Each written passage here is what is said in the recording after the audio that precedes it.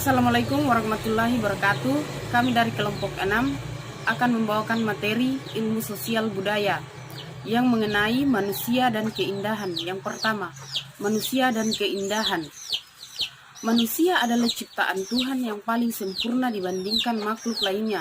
Sebab manusia mempunyai akal dan pikiran untuk berpikir secara logis dan dinamis, yang bisa membatasi perbuatan yang dilakukan dan pun bisa memilih perbuatan mana yang baik atau buruk untuk diri sendiri.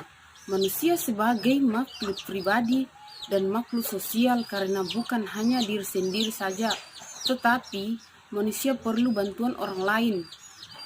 Sebab itu, manusia makhluk pribadi sekaligus makhluk sosial. Di sini saya akan memaparkan tentang hakikat dari keindahan.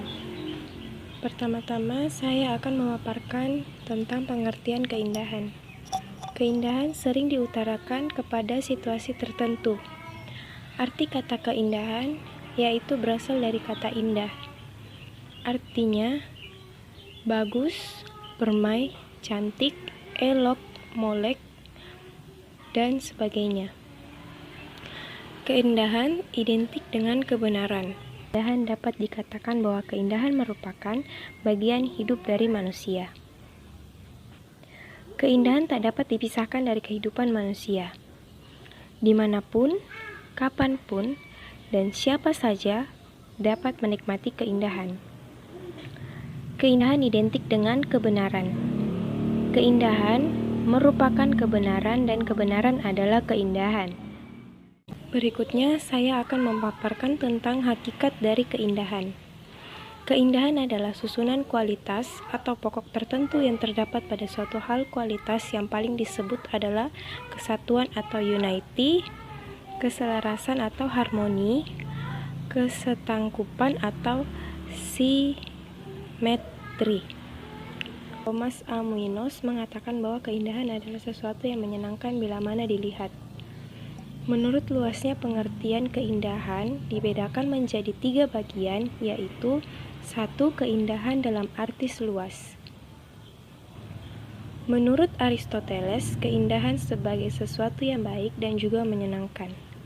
Kedua, keindahan dalam arti estetik murni, yaitu pengalaman estetik seseorang dalam hubungan dengan segala sesuatu yang diserapnya.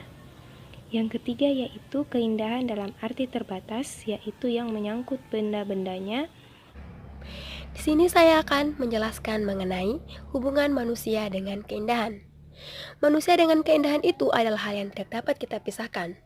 Oleh karena itu, kita sebagai manusia harus melestarikan berbagai bentuk keindahan yang telah dituangkan atau telah diluapkan ke dalam berbagai kesenian, baik itu berupa seni rupa, seni suara, maupun seni pertunjukan. Karena nantinya ini akan menjadi bagian dari kebudayaan kita yang akan kita banggakan. Kawasan keindahan bagi manusia itu sangat luas, seluas dengan keberagaman manusia dan sesuai pula dengan perkembangan peradaban, teknologi, sosial, dan budaya. Oleh karena itu dapat kita katakan bahwa keindahan adalah sesuatu yang tidak dapat kita pisahkan oleh manusia. Dimanapun, kapanpun, dan siapapun itu dapat menikmati keindahan. Keindahan ini identik dengan kebenaran. Keindahan adalah kebenaran dan kebenaran itu adalah keindahan. Keindahan dan kebenaran memiliki 2 nilai yang sama, yaitu abadi. Keindahan ini memiliki daya tarik yang selalu bertambah.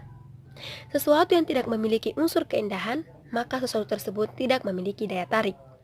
Contohnya, itu lukisan tiruan Mona Lisa. Tidak indah karena dasarnya tidak benar. Kebenaran yang kita maksud di sini bukan kebenaran tentang ilmu, melainkan kebenaran dalam konsep seni. Dalam seni ini berupaya untuk mengungkapkan makna yang sepenuh-penuhnya kepada objek yang akan kita ungkapkan. Seseorang yang menikmati keindahan berarti seseorang itu mempunyai pengalaman keindahan. Pengalaman keindahan ini bersifat visual atau terlihat dan auditory atau terdengar. Pada dasarnya, keindahan itu bersifat alamiah, dan alam itu diciptakan oleh Tuhan Yang Maha Esa. Pada dasarnya, alamiah itu tidak kurang dan tidak lebih. Keindahan itu bersifat abstrak dan identik dengan kebenaran. Keindahan ini akan berhenti pada saat sesuatu yang indah, bukan pada keindahan itu sendiri. Ada 4 cara untuk mengetahui suatu keindahan. Yang pertama adalah renungan. Renungan atau merenung merupakan suatu proses mendalami atau memperhatikan sesuatu secara dalam-dalam. Setiap orang pasti pernah merenung, akan tetapi kadar renungan seseorang itu berbeda-beda. Meskipun objek yang diamatinya itu sama, terlebih objek yang diamatinya itu berbeda. Jadi apa yang direnungkan itu kembali lagi tergantung pada subjek dan objeknya.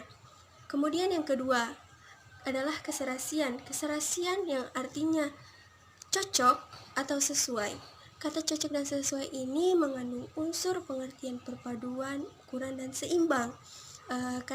Keserasian ini identik dengan keindahan. Sesuatu yang serasi maka akan terlihat indah, dan begitupun sebaliknya, sesuatu yang tidak serasi akan terlihat tidak indah. Maka dari itu, sebagian ahli pikir berpendapat bahwa keindahan ialah sejumlah kualitas pokok tertentu yang terdapat pada suatu hal.